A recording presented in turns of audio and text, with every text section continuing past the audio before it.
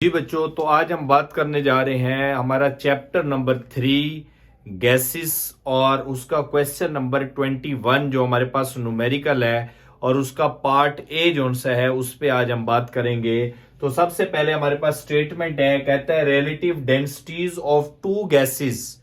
आपके पास दो गैसेस हैं जिसकी डेंसिटी दे रहा है गैसेस ए और बी। जो ए है उसकी डेंसिटी आपको दे रहा है 1, जबकि बी की दे रहा है 1.5।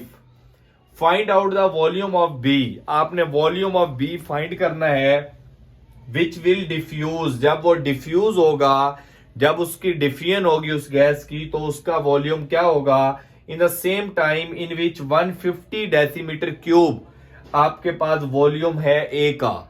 तो उसने आपको ए का वॉल्यूम दे दिया, ए और बी की दोनों की डेंसिटी आपको बता दी और आपको कहता है बताओ वॉल्यूम ऑफ बी क्या होगा। तो सबसे पहले आप डेटा लिखेंगे कि density of A gas is equal to 1, density of B gas is equal to 1.5, volume of gas A 150 decimetre cube, और आपके पास वॉल्यूम ऑफ गैस बी जो से है वो आपने फाइंड आउट करना है। तो हमारे पास बच्चों एक पॉइंट आपने याद रखना है कि जो रेट ऑफ डिफ्यूजन होता है ना हमारे पास, वो डायरेक्टली प्रोपोर्शनल होता है वॉल्यूम ऑफ गैस डिफ्यूज्ड।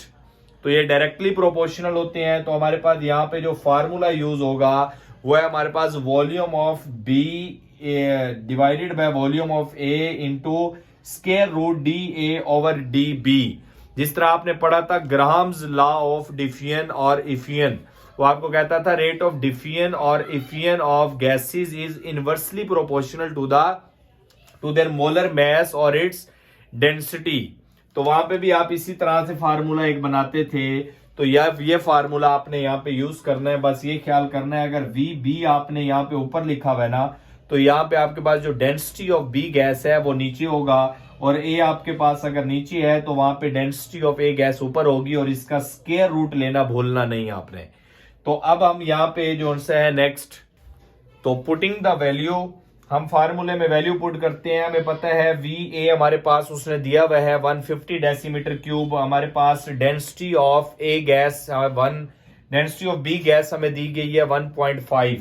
तो इसी तरह हमने वी बी फाइंड करना है। तो इस वैल्यू को मैं दूसरी तरफ ले जाऊंगा, इसका अंडर रूट लेके आपने क्या करना है स्क्वायर रूट इस वैल्यू का लेना है, और 150 से आपने उसके आंसर को मल्टीप्लाई करना है। तो आपके पास आंसर आएगा 122.47 डेसीमीटर क्यूब। तो ये आपके पास वॉल्यूम ऑफ बी गैस हो गया। तो ये था हमारे पास न्यूमेरिकल नंबर 21 का पार्ट ए।